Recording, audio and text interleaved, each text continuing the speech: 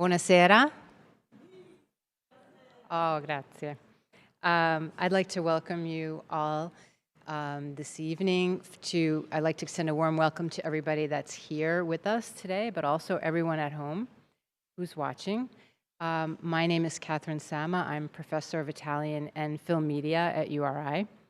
And it is my great pleasure to get things started this evening. Before we get started, I just want to let you know that the exits are to the side of the stage or the back of the auditorium, so just like in an airplane. You might want to check which is closest to you. There are unisex bathrooms out in the lobby to the left. Please silence your phones and no photos or camera recording during the event. And right now I'd like to introduce Crystal Baker, who will make our land acknowledgement statement. Crystal Baker is a wife, mother of two, and enrolled citizen of the Narragansett Indian tribe. She's a graduate of the University of Rhode Island, holding a Bachelor of Science degree in secondary education and social studies. She joined the Tamaquag's team as Indigenous Empowerment Education Coordinator in October of 2021. Thank you, Crystal.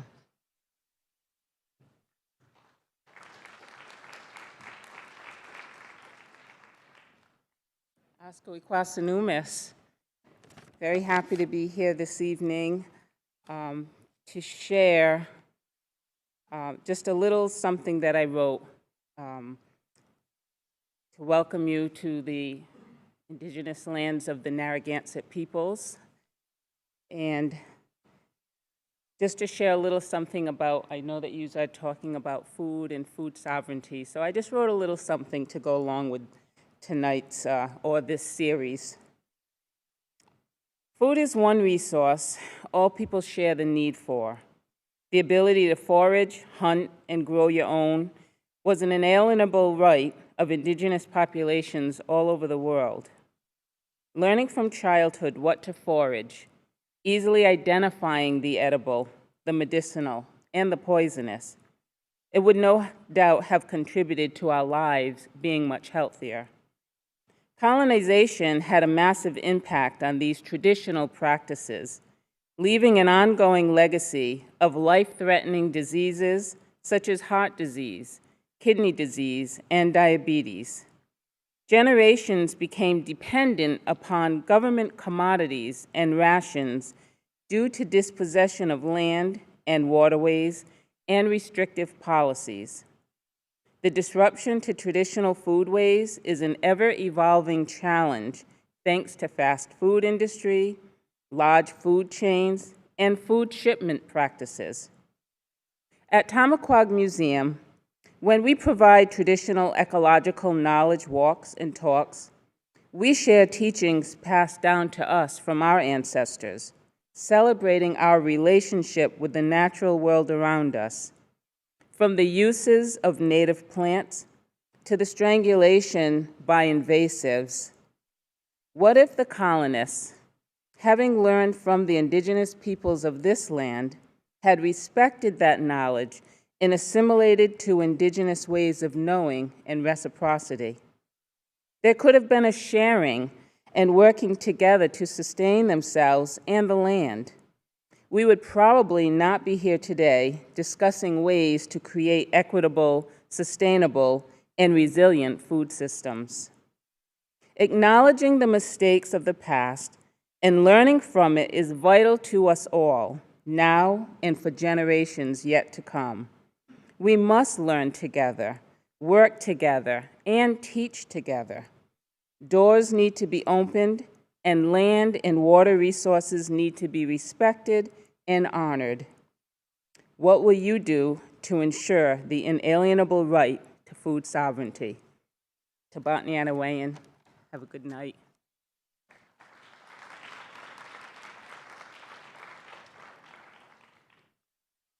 Thank you, Crystal, for your time and your wise words. So now it's my pleasure to introduce our speaker, Dr. Diana Garvin. Diana is assistant professor of Italian, with a focus on Mediterranean studies at the University of Oregon. She received her PhD from Cornell University and her AB from Harvard. Oh, excuse me. Cosa ho fatto? Okay. Her research has been supported by Fulbright, Getty Library, Oxford University, Wolfsonian-FIU, the Julia Child Foundation, and many other fellowships. Diana conducted her postdoctoral research at the American Academy in Rome as the 2017-18 Rome Prize winner for modern Italian studies. In her teaching, she uses food to explain Italian history to the world. Her lectures explore topics like the birth of Neapolitan pizza, futurist food, and the G8 pesto debate. As a culinary historian, Diana writes and comments on the politics of food for publications like The Washington Post, Punch, and Saveur, or Saveur, je sais pas, and speaks on podcasts like the Los Angeles Review of Books, 55 Voices for Democracy, and Heritage Radio Network's A Taste of the Past. Her book, Feeding Fascism, The Politics of Women's Food Work, is the basis for tonight's lecture, and it garnered Garvin a prestigious Modern Language Association award. And I would just close with a fun fact that Diana's favorite Italian proverb is, o mangi questa minestra o salti dalla finestra. Eat this soup or jump out the window. So I'm sure she can explain what that means to us. When she gets up here, please join me in giving Dr. Garvin a warm welcome to URI.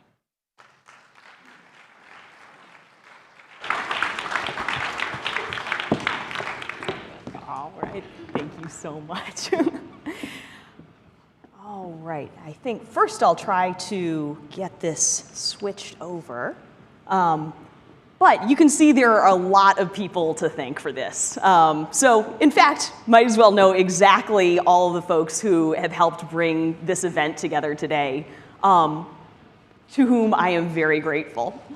So first, I want to say a huge thank you I'll go by first name since happily that's how we've all been chatting together today. So a huge thank you to Marta for putting together so much organization for the Honors Colloquium. A big thank you to John for letting me come to your class and chat with all of your brilliant and just really interesting students. A big thank you to Anna for so much organization behind the scenes. And I'm already very grateful to Katie for so much help with getting mic'd up, connecting all of the different wires, getting things going. And most importantly, a big thank you to Kat for inviting me to chat with you guys today. Julia Child had once said that people who love to eat are the best people. And after having shared a wonderful dinner with some of the students here already, I can say that is definitely the case at URI. So I'm so happy to get to be able to chat with you today. Thank you so much. So today we're going to be talking about a period that can feel really divorced from our own, but I think you'll see some incredibly interesting and some scary resonance between what's happened with food in the past and today.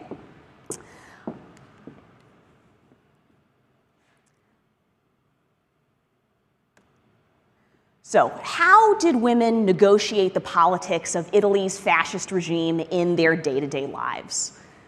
This talk, which is drawn from my new book, Feeding Fascism, The Politics of Women's Food Work, looks at, it tackles this question with a new body of evidence that's drawn from food and foodways. So over the past decade, I've been in a lot of attics. I've been tracking down cookbooks, I've been looking at kitchen utensils, cafeteria plans, and culinary propaganda. I've been to 30 different Italian museums, libraries, and archives, just all these amazing jewel box spots that are hidden deep in the northern Italian countryside. And this talk aims to connect women's political beliefs with the places that they lived and worked, and the objects that they owned and borrowed.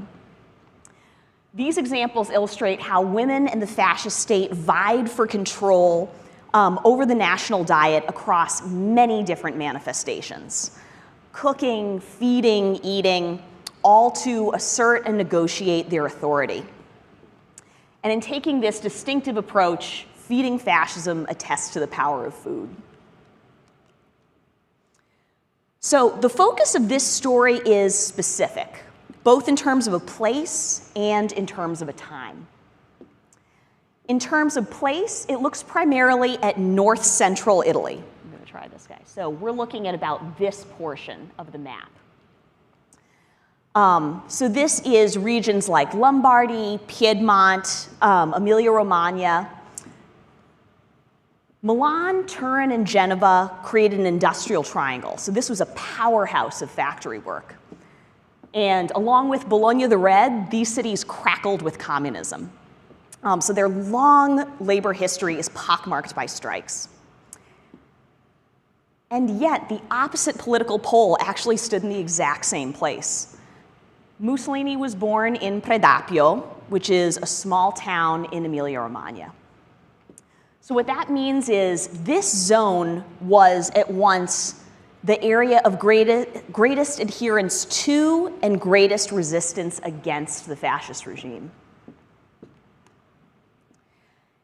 In terms of time, we're looking at what's called the fascist ventennio. So that's the 20-odd years of fascist rule that extends from 1922 to 1945.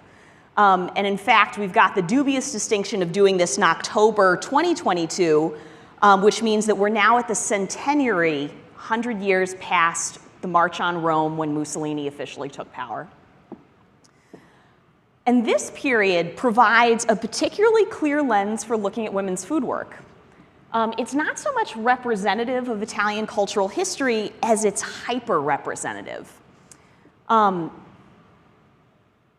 Fascism tends to blow up violent tendencies that are present in other time periods, but in inactive or ineffective forms. So the bombast of dictatorial politics amplifies general tendencies in gendered food work that are often too hard to see. And what this means is the fascist period can function as something like a key to unlocking other historical time periods. Historian Benedetto Croce was wrong. Fascism is not a parenthesis, it's a magnifying glass. You might be wondering what's unique about food under fascism.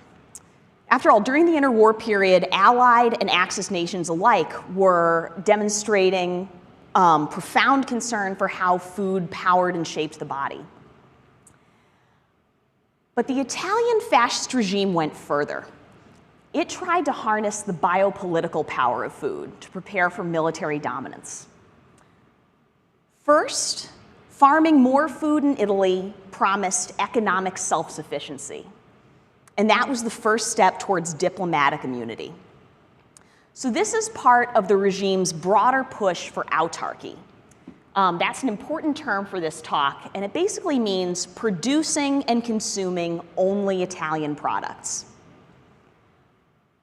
Second, birthing more infants today meant more fascists to support state ambitions tomorrow. Pronatalism, a fascist policy promoting high birth rates, was part of this. Autarky and pronatalism actually work together. Under fascism, you could say that Italian babies were the ultimate national product. So at stake in this blend of women's food work and reproductive work is a new way of looking at the history of fascism. Private industry and entrepreneurs translated fascist doctrine into practice. I argue that they were more successful in integrating fascism into everyday life than the regime was itself. So here's something of a table of contents for today's talk. To emphasize the fusion of women's food production and reproduction that took place under fascism, we're going to open by exploring the wild culinary fantasies of Futurism, an art movement, to see how that shapes fascist food policy. Then we're going to open the doors of Luisa Spagnoli's Perugina chocolate factory to witness the birth of the Baccio and to see the ad campaign that almost got Spagnoli arrested. And then we're going to conclude with a walking tour of a model fascist kitchen to see how the fascist version of Martha Stewart translated doctrine into domesticity. And there's so much more that I wish that we could cover today. But if you would like to learn more about the Barilla pasta factory, culinary protest songs and food theft, or the cooking fire riots of Rome, those are all things we can chat about more in the Q&A or in a copy of Feeding Fascism. All right, so let's start with Futurism. We often talk about Futurism as this weird fringe art movement. And the father of Futurism, F.T. Marinetti, was a provocateur. His manifesto in 1909, so this is setting the stage for fascism, called on Italians to, quote, burn the museums. He argued that, quote, war is the only hygiene of the world.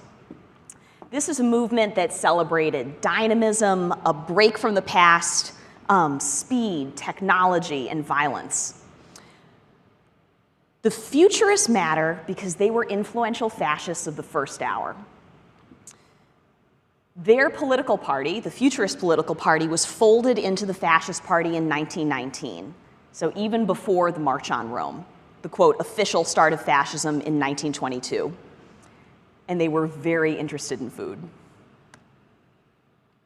So part manifesto and part artistic joke, the Futurist cookbook approached food as the raw material for art. It posed poets and painters as cooks. Recipes provided instructions to prepare nocturnal love feasts, sculpted meats, candied atmospheric electricities, and ice cream on the moon. There's even an argument for the abolition of pasta. Marinetti regarded pasta as, quote, an absurd Italian gastronomic religion and the embodiment of everything that was wrong with old liberal Italy. It made the eater heavy and shapeless and induced, quote, pessimism, nostalgia, and neutralism. Worst of all, for Marinetti, pasta was, quote, anti-viral. It was no food for fighters.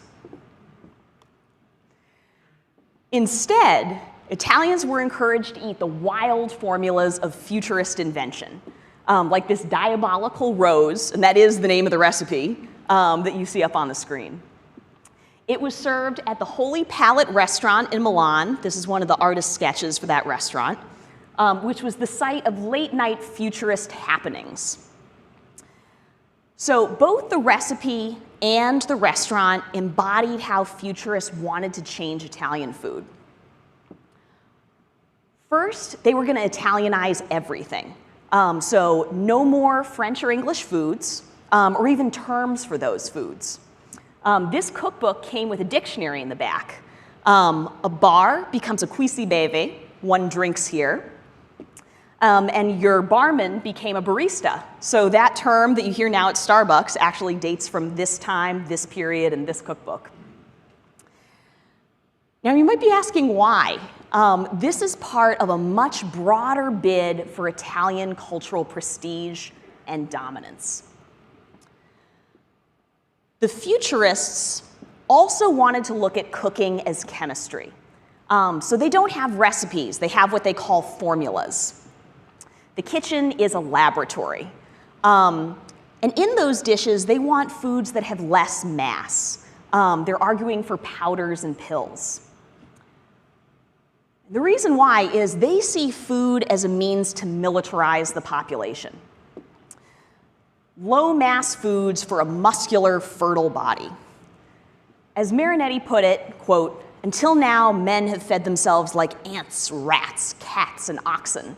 Now, with the Futurists, the first human way of eating is born. Now, Futurists actually didn't have that much of an effect on how people ate. But they did heavily influence the Fascist Party and the food industry under fascism. So what I'm arguing for here is a percolating of Futurism up through society to a much greater extent than people usually think. A lot of this had to do with introducing these wild new ways of looking at food, which took the heat off the regime and corporations when they later actually enact some of these ideas. So I don't mean that the futurists told the fascists what to do, or vice versa. Rather, what I'm describing is this process of normalization that eased public acceptance of fascist food policy. But there are huge gaps between fascist ideology, so what the regime aimed to do, and then what the regime actually did. So how did fascist food policies, introduced as ideas by the futurists, actually touch the lives of Italian women? How did women respond? At the time that Marinetti wrote his manifesto, most Italians were eating la cucina povera. So this is today much celebrated in restaurants as the food of the poor. But what it is in this time period is lots of grains, so risotto, polenta, things that are cheap, filling, lots and lots of vegetables, very little of the butter, the cheese, the meat, that many of us think of as making Italian food so very tasty today. Under fascism, what Italians ate didn't change that much. The main difference is that the talk that's surrounding food, the propaganda, the cookbooks, the domestic guides, suddenly you were helping the country by eating rice and beans. Fascism simply recast poverty as patriotism.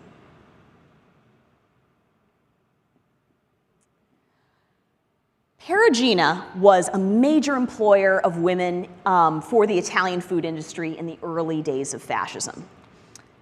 And in fact, the city of Perugia served as the stage for the start of dictatorial rule.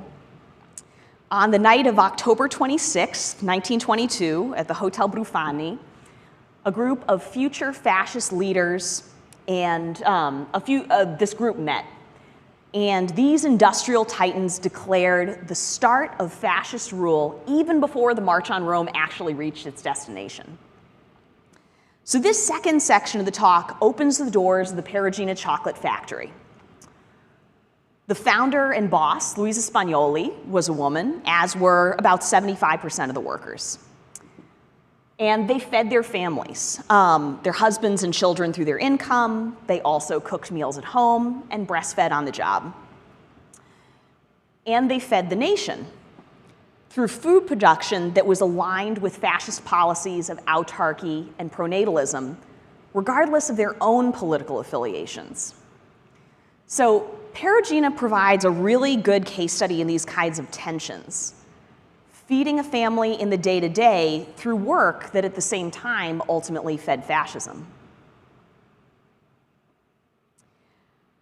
Luisa Sargenti Spagnoli was a powerful leader in Italian industry. She was the daughter of a fishmonger who died early, and Luisa started to work very young. She was an assistant to a seamstress. And in fact, she was so young that she was sneaking home little bits of ribbon to play with as toys. She met her husband, Annibale Spagnoli, when he came to Perugia to play with the town band. And it was with her sewing savings that they bought a small drugstore and they started to make chocolates out the back by hand. Changing the store's candy making, so it was Luisa who introduced semi-mechanized production. And she changes the store's candy making from artisanal to mechanical in short order. So by age 30, she is running a true industrial establishment. She's got 400 workers, 300 of whom are women. She's got a slick modern plant. And to manage Perugina chocolates, Luisa partners with pasta, namely with Francesco Buitoni. So they merge the companies to form Buitoni Perugina.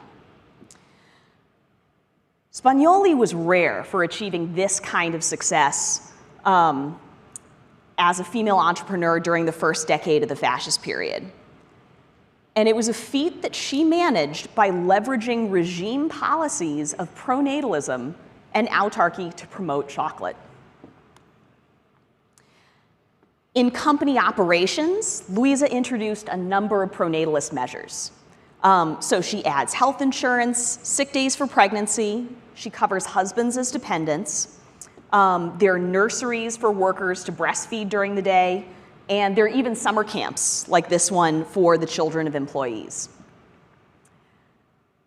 Now, this may seem very progressive. Plenty of companies today don't have the breastfeeding rooms that they are legally required to have in the United States.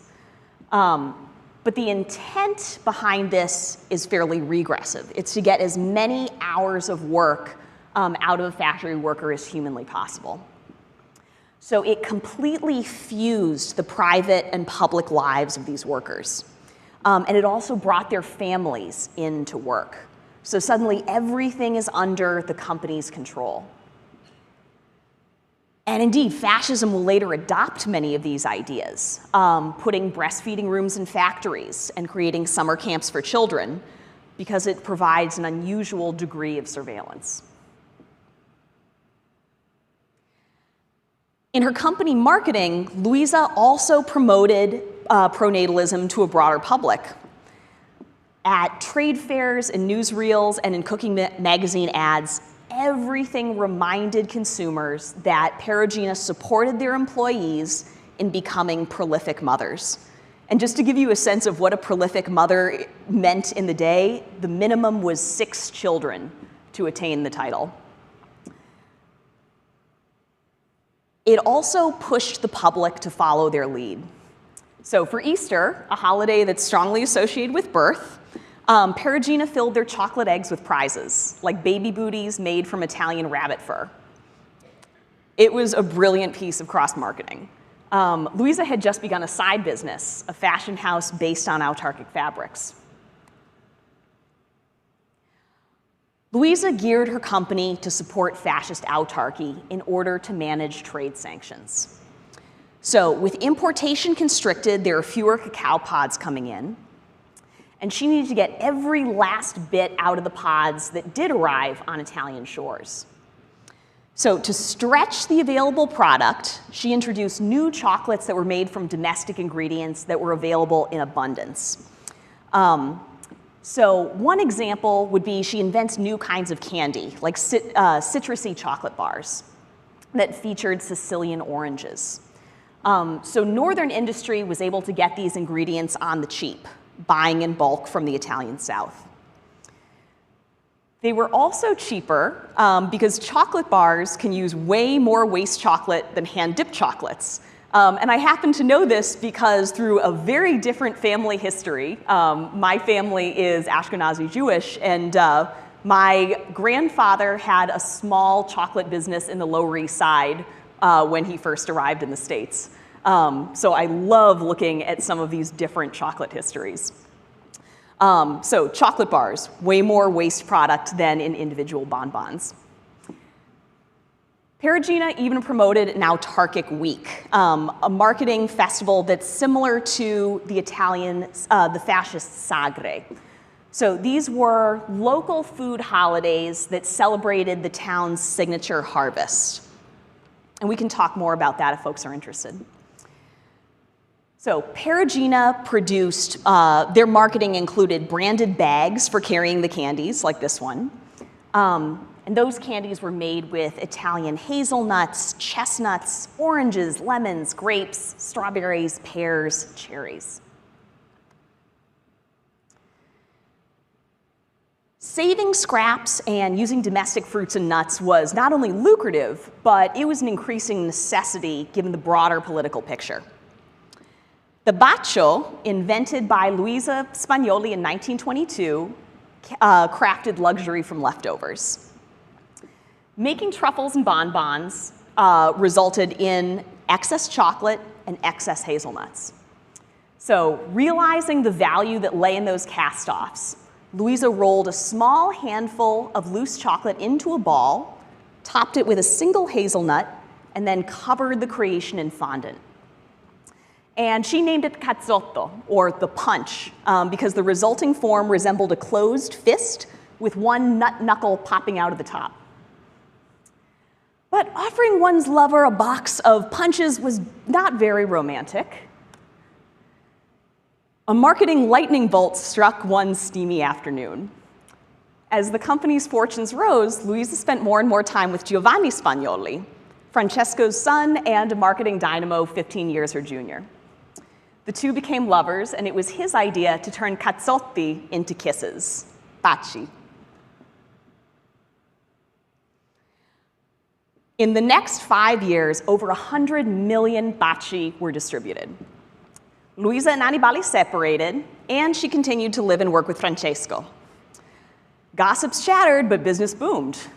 Perugina produced 3,000 kilograms of chocolate per day, so that's 10 times its pre-war production.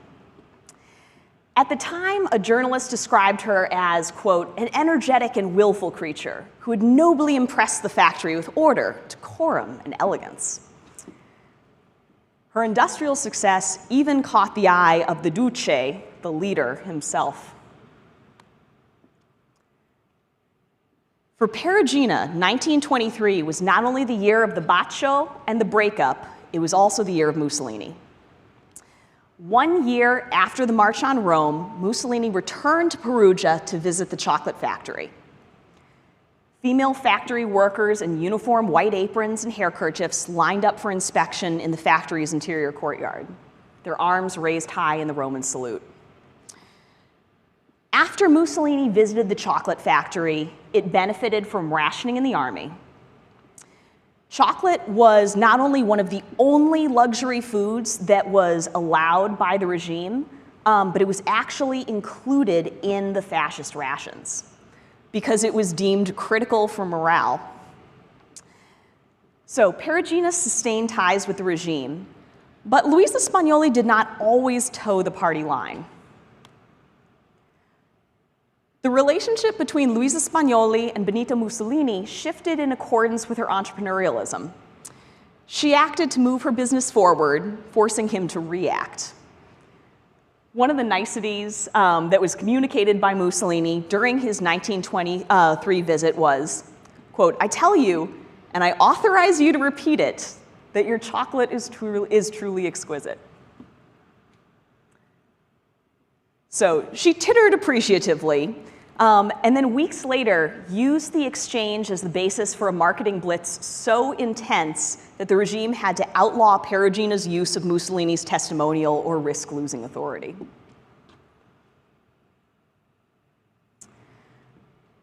The general pattern of Perugina's interaction with the fascist government was one of pushing the bounds through advertising as far as possible and then only retreating when the regime had said enough. An entrepreneur and an opportunist, Spagnoli used pronatalism as a means to pitch social services to her personnel. She identified broad moves in the domestic economy and addressed it with new kinds of chocolate treats. She cultivated Mussolini as a company advocate. Put broadly, she interpreted the regime's ideology and then used those insights to promote her company. So what this story illuminates is how fascism actually operated in women's day-to-day lives. It created incentives for autarky and pronatalism, which private companies then carried out in local contexts. So it was actually employers, especially those like Luisa, who created these total companies that fused women's public and private lives and bring the most intimate questions of how to feed a family under industry management. So we're about to look at some of these later bids for total control by the state. These are enacted in new kitchens built by the regime for public housing projects. So fascism is a total regime. What that means is it fuses public and private life. Its goals for hyper-productivity, more Italian food, more Italian babies, were aimed at women even in the home. Under fascism, kitchen design, so size, layout, even the color of the walls, became politicized. With workers moving from the country to the city for factory work, the urban peripheries swelled. And the regime introduced new contests for architectural firms to build the new public housing projects. Over and over, rationalist styles like this one won the contests.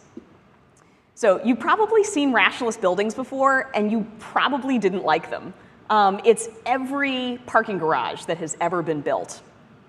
So think concrete, reinforced grids, right angles.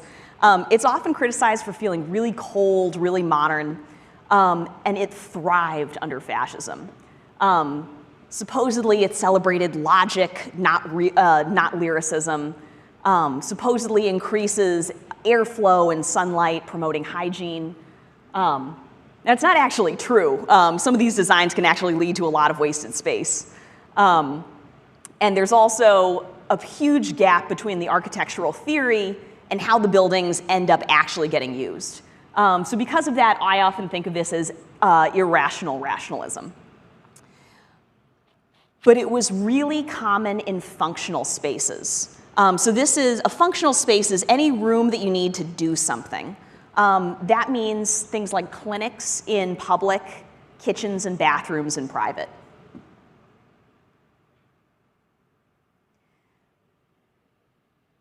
To give you a sense of kind of how much this changes things, for much of Italian history, the kitchen was the house.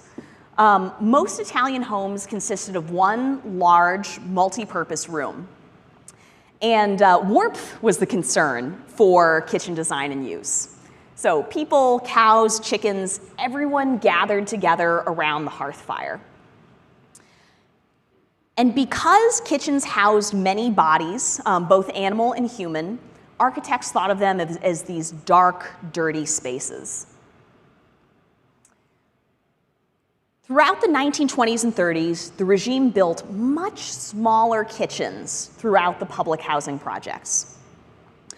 Only one person could fit, and that person was a woman.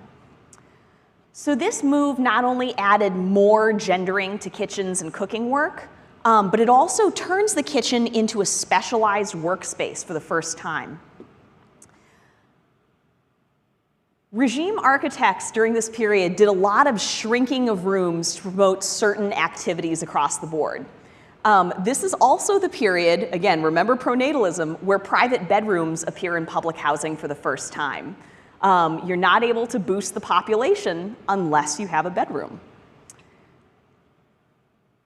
So it's all part of this pronatalist push.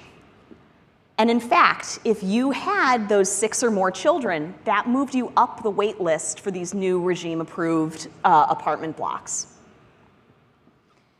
In parallel, the kitchen becomes a small sanitary factory with one purpose: to produce as much food as possible with speed and with hygiene.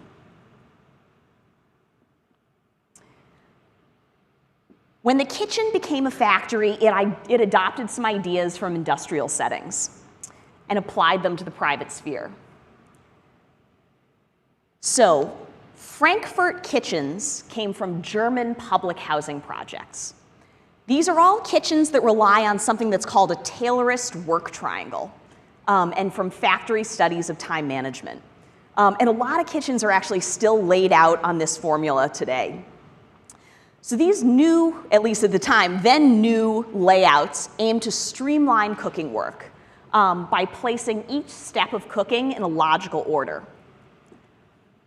The cook moves from preparation at a work table, to cooking at a stove, to cleaning at a sink, to placing the plated meals on a final counter under the cupboards. So every element aims to maximize productivity and space. On the pages of magazines like Domus, Casabella, and in person at the Triennale conference, architects like Piero Bottoni and Ignazio Gardella debated what these new rationalist housing projects and their model kitchens should look like. So their names are public knowledge in Italy. or they were public knowledge in Italy. But it wasn't because the average person was reading basically Italian equivalent of Architectural Digest. Instead, people knew about these recommendations because of domestic experts like Lydia Morelli. And I wish we had a photo of her.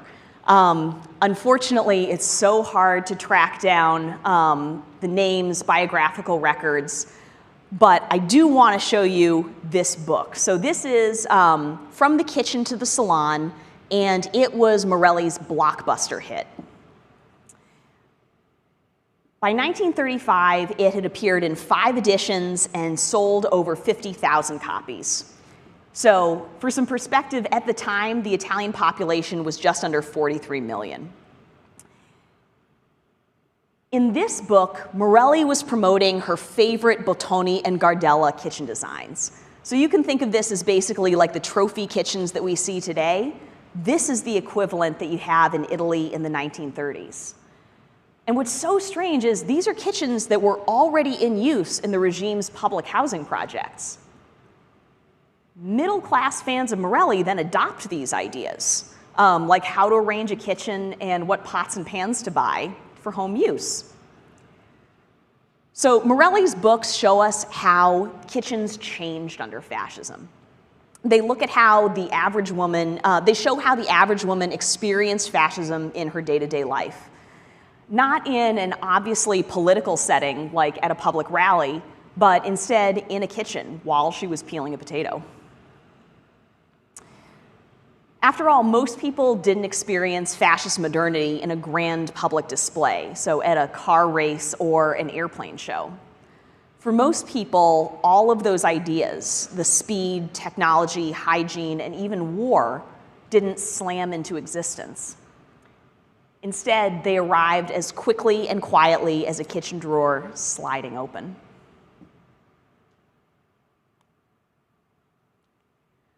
Here's an example of one of Morelli's favorite kitchen designs.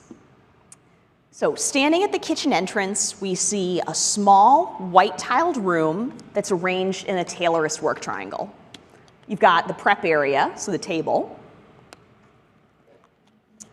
the cooking area, the stove, and a cleaning area, the sink.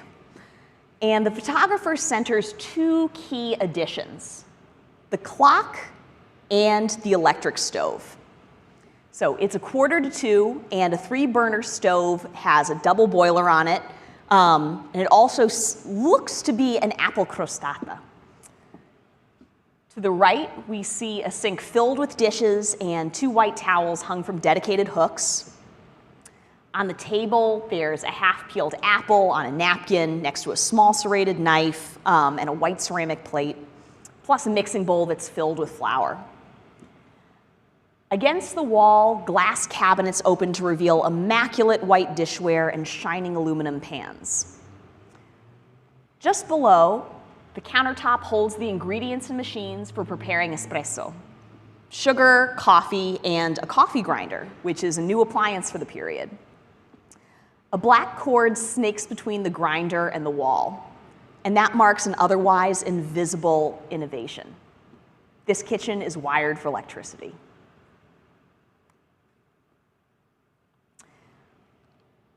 Electricity and hydraulics were new additions for public housing in this period. In the kitchen, they radically changed cooking habits and hygiene levels. Less obviously, they also reshaped the female body. So let's say I want to toast a piece of bread. Ooh, yes. So let's say that I want to toast a piece of bread. In my 19th century Italian farm kitchen, I've got a big open fireplace. I need to lean over the flames, hold up a heavy iron grill, and over time that's going to redden and roughen my face, hands, and arms. It's going to start building out my biceps. But with my new aluminum Italtoast toaster, I just push a button. So the kitchen stays cleaner. There's no wood smoke, no ashes. Plus, I have that sink now for easy cleanup. And all those highly visible body parts stay delicate, white, and unmuscled.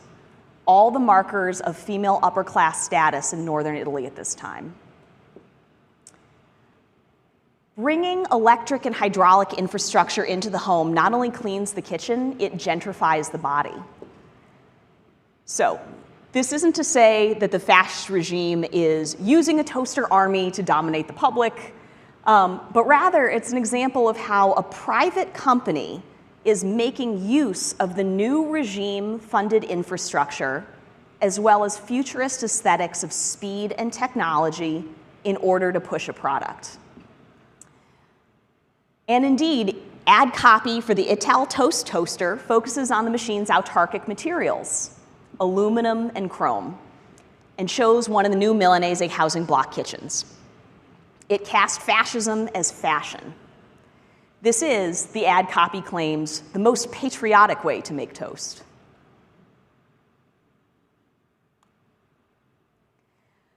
Model fascist kitchens were built from autarkic materials. So walls were tiled in white or blue, and it created business for Italy's growing ceramic industry in Emilia-Romagna. Floors were made from aluminum, synthesized in Milanese factories, and the Bialetti mocha pot, born in 1933, was aluminum, as were so many pots and pans and appliances. So we often ask whether food changes in a certain historical time period.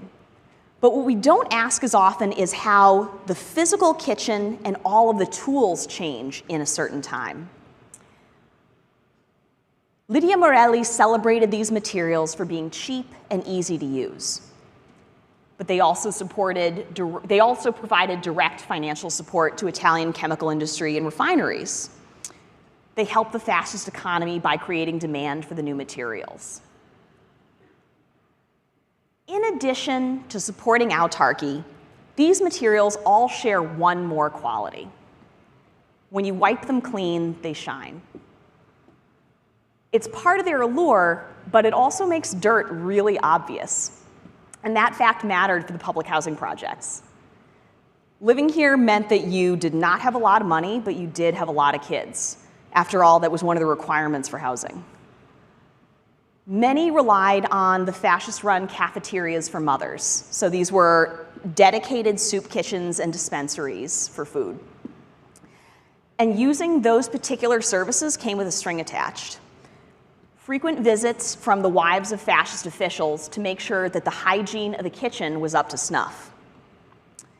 With these new materials, the visitatrice, or the visitor, could make that judgment at a glance.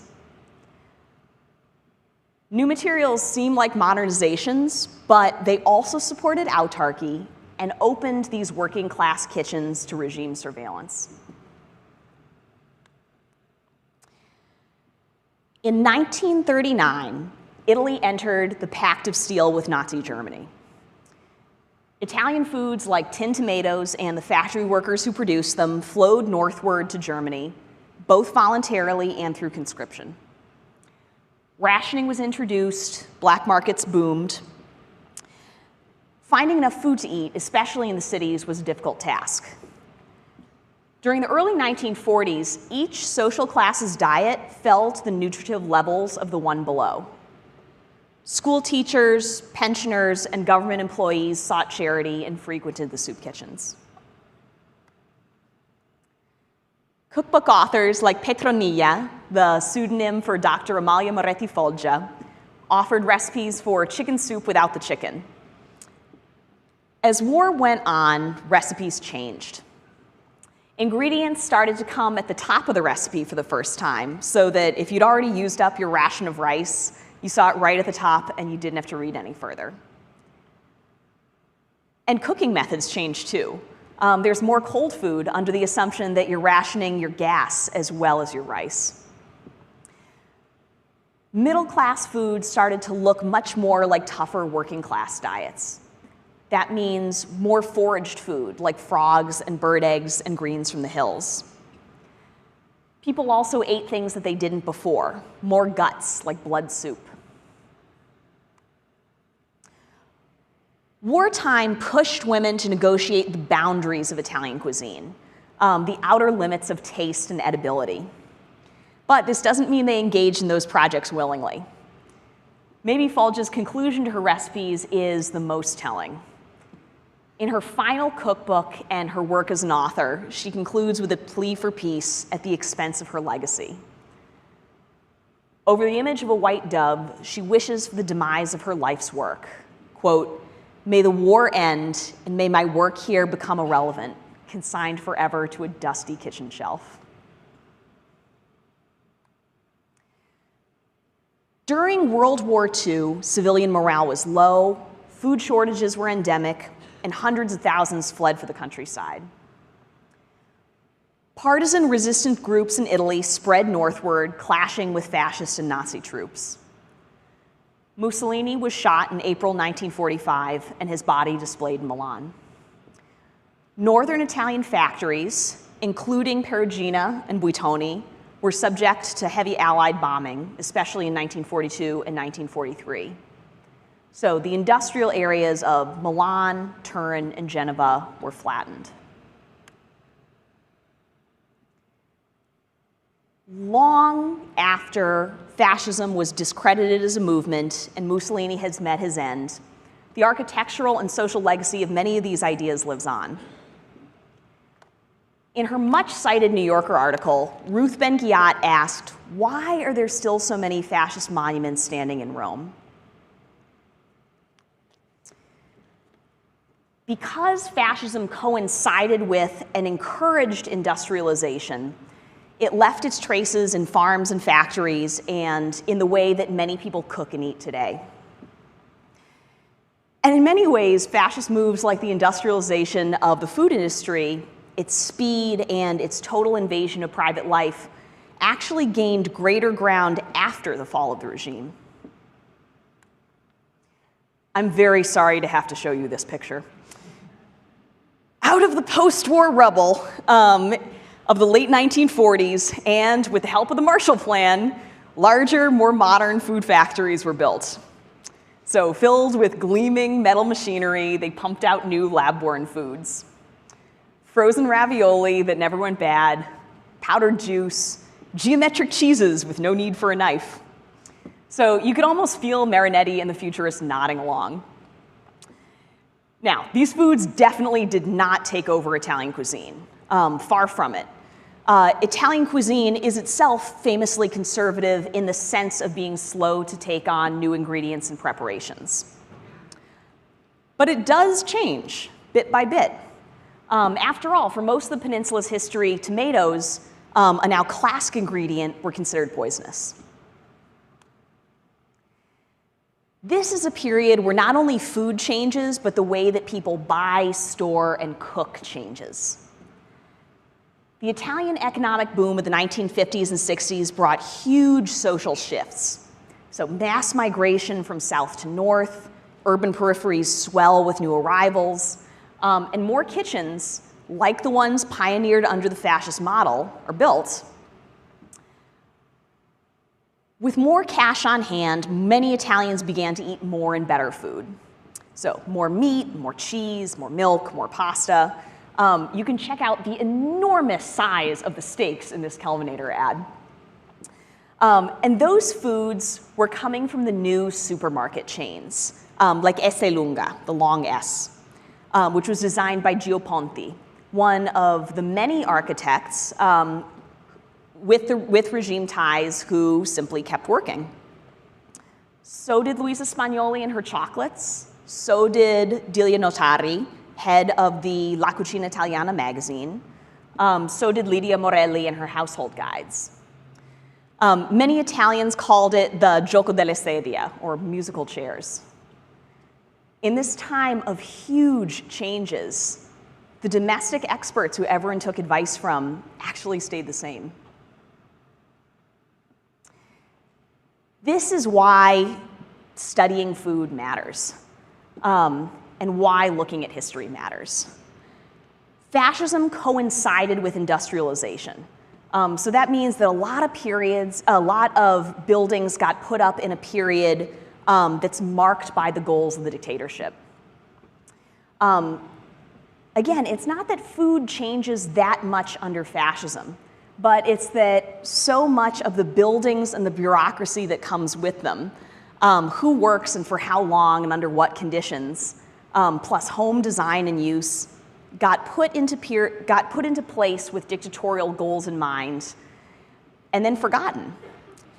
Italy never had a Nuremberg, no national reckoning with the dictatorship, in part because it was so entrenched in everyday life. So, Italian food companies, especially those whose industrial history extends back to the Ventennio, are now in a unique position. Whether due to product names, recipes, or previous government ties, they can tell a certain story about Italian history and national identity. We might place consumer products like pasta within the context of debates regarding monuments and museums. They become all the more important in the face of political movements that attempt to resurrect idealized versions of a national past. Objects like toasters and candy bars are scripts that prompt us to act in different ways. And if we can understand their historical origins, then we have the opportunity to use them or intentionally misuse them as we choose. Kitchens matter because they're the places where memory gets written. Thank you.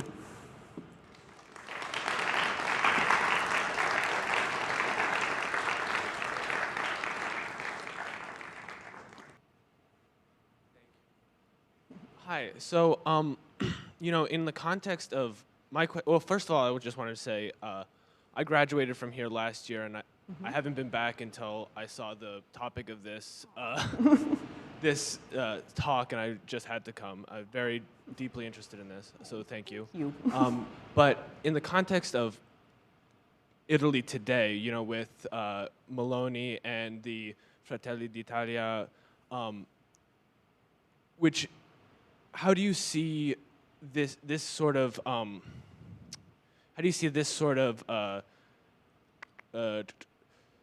tradition, I guess, of using food and culture to create that nationalist identity moving forward, I guess, is my question. Great. Thank you so much for that question. It really is probably one of the things we should be talking about the most here today. So just so that we're all on the same page with Giorgia Meloni, the current elections. So earlier this month, Giorgia Meloni was elected Prime Minister of Italy. So she is going to be part of a coalition government between the Brothers of Italy and the League. So this is probably the most far-right group we've had in power in Italy since Mussolini. And in fact, there actually is a Mussolini descendant in the new cabinet, which is pretty heartbreaking. So in terms of the food, this is something that's really worth watching out for. Meloni's first public appearance that she decided to do was from Coldiretti. And I'll have to ask the honors colloquium to excuse us since we already got to dig into some of these good ideas already. But you'll be the experts for everyone afterwards. So Coldiretti is Italy's biggest farmers union. And that is who Meloni wanted to talk with first. So right away, the fact that of all the different groups she wants to talk with, she chooses a farmers union signals that food is going to be on the agenda for Italy coming up next and for this new far-right group that's coming in. At this event, she spoke about her goals for the new government coming in terms of food. And she did something very alarming and that's worth just understanding how it works. She argued for sustainability and for food sovereignty, but completely redefined those terms. So this is kind of one of the hallmarks to look for in, usually in fascist regimes, is newspeak. It's one of, there's one theory of fascism, which is basically the fascist minimum. What are some of the different characteristics you can look for? If it walks like a duck, quacks like a duck, then you have a duck. So one of those things is newspeak, when you start saying war is peace, peace is war, that whole Orwellian thing. So she said she's going to go for sustainability in Italian agriculture. But her definition was, quote, the environment, yes, but with man at the center. In practice, what she said that she wanted that to look like was the EU was considering some new limits on fertilizers. She said, no, that's not sustainable because it's not economically sustainable. So she added economy to the definition and a much more short-term version of sustainability. So that was one. The one that really struck me was food sovereignty. As we talked about in the class today, food sovereignty is an idea that actually comes from the left. So there's this very odd borrowing of terms from the left and then reconfiguring them, just basically saying, oh, that's a hot idea. We like that, but I'm going to make it mean something completely different. So her definition of food sovereignty was made in Italy, yes, but it was Italian food tradition pushed all the way to exclusion. So there's sort of a sliding scale between celebrating tradition, yes, good, and then something like Matteo Salvini, who was one of the former, and actually will be again, a big politician in this, saying, I want to introduce legislation to close, quote, the little ethnic shops because they are hotbeds of criminal activity. So he had tried to introduce culinary legislation that was based on the shopkeeper's skin tone. There were attempts to have new zoning laws so you couldn't open quote unquote foreign food eateries in Italian historic cores. But what actually happened was Japanese sushi restaurants opened, American burger joints, French creperies. What were not allowed to open were kebab shops. So there is what's called for in law and then what's actually done in practice. So that continuing line from this sort of arguing of poverty as patriotism that we see starting with Mussolini, then going all the way to celebrating local products, but to the exclusion of all others. I think that's where you start to see some of that culinary nationalism now. Thank you. More questions?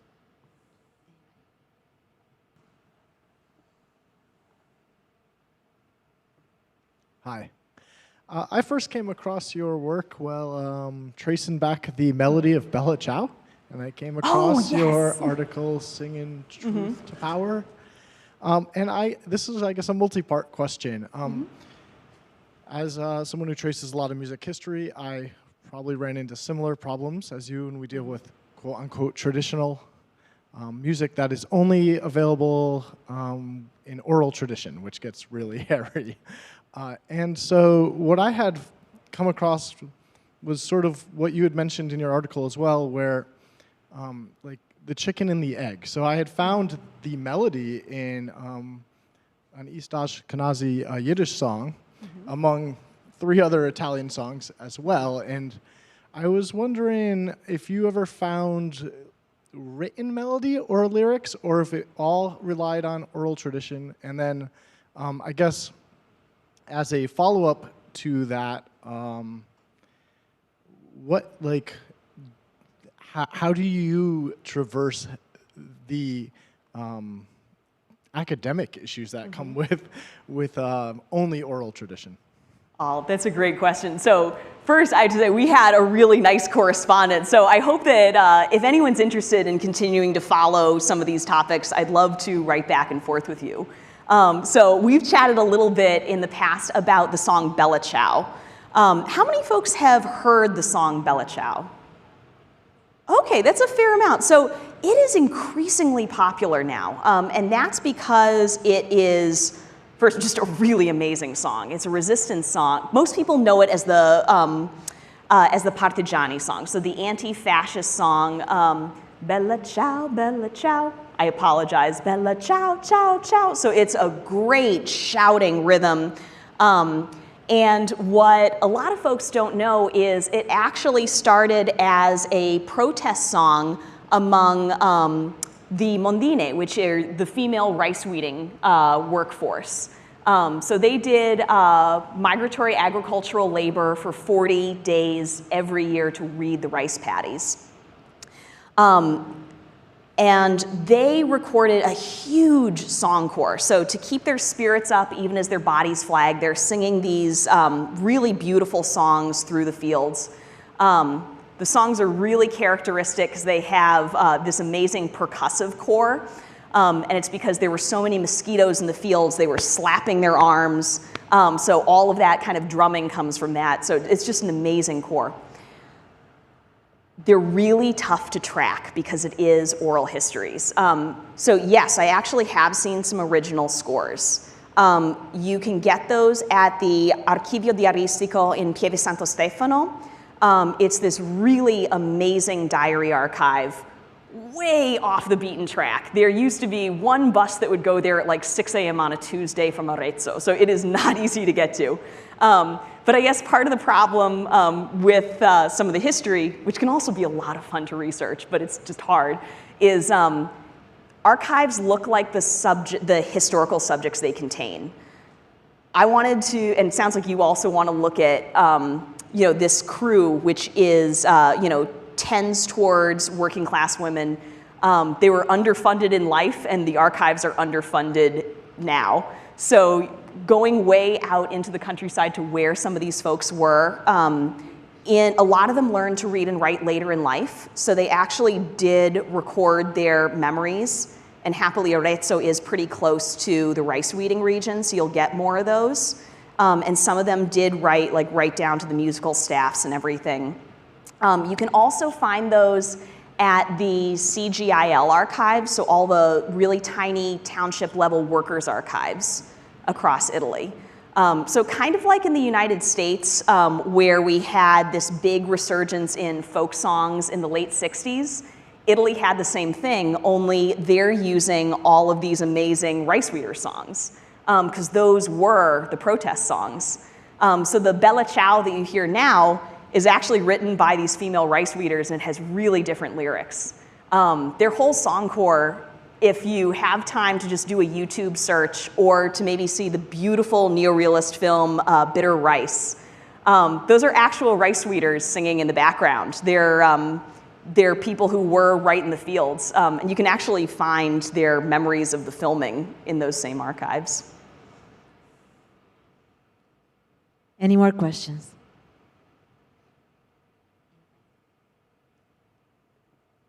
No?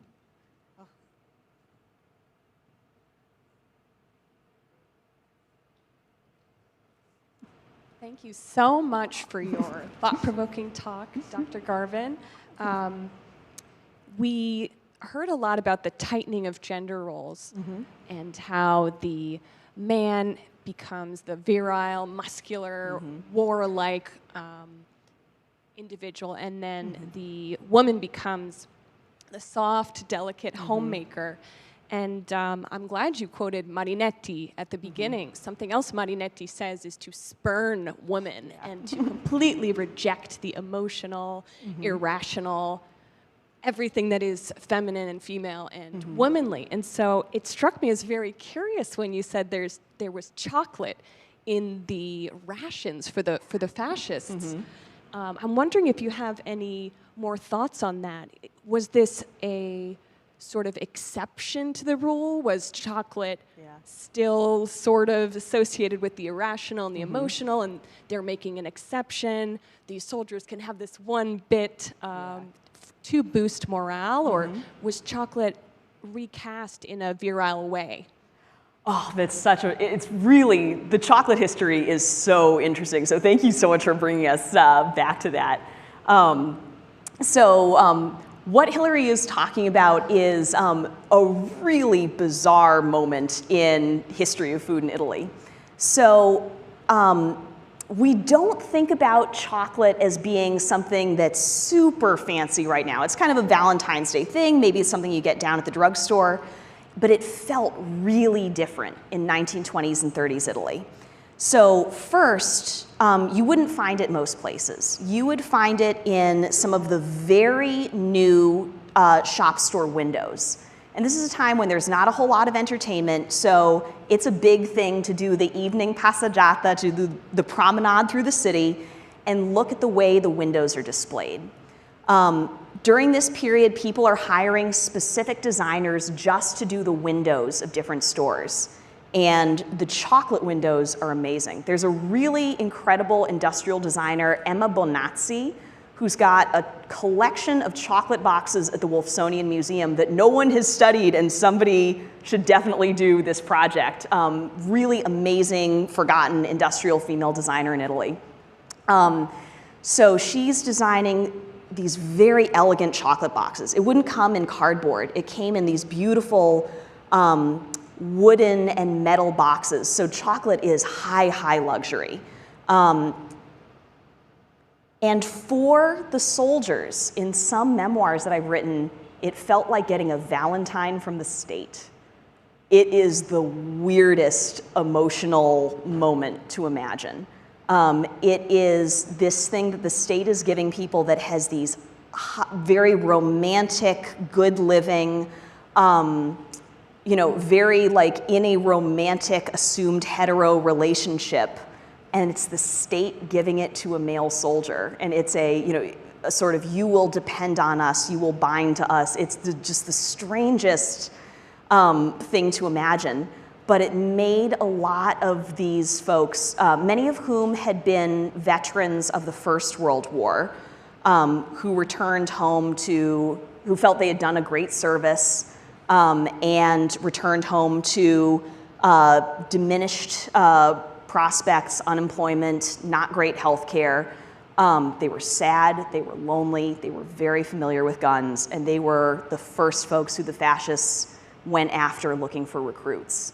So that sort of the state showing using this very specific emotional manipulation, it couldn't have been done with anything other than food. There's so little else, maybe music, but that's that loaded.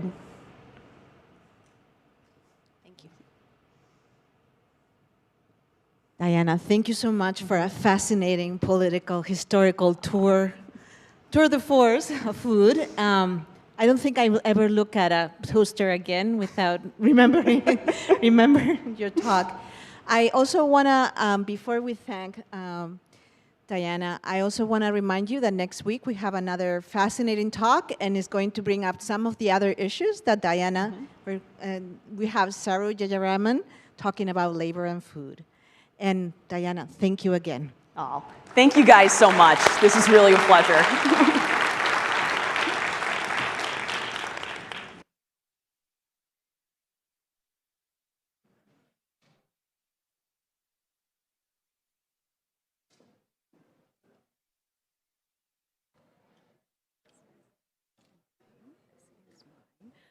Oh, thank you again for getting me hooked up. And I would appreciate that if things went hiccups, you rolled with it and made it easier for me to be able to come up here and get things sorted. this was, I really appreciate it. I know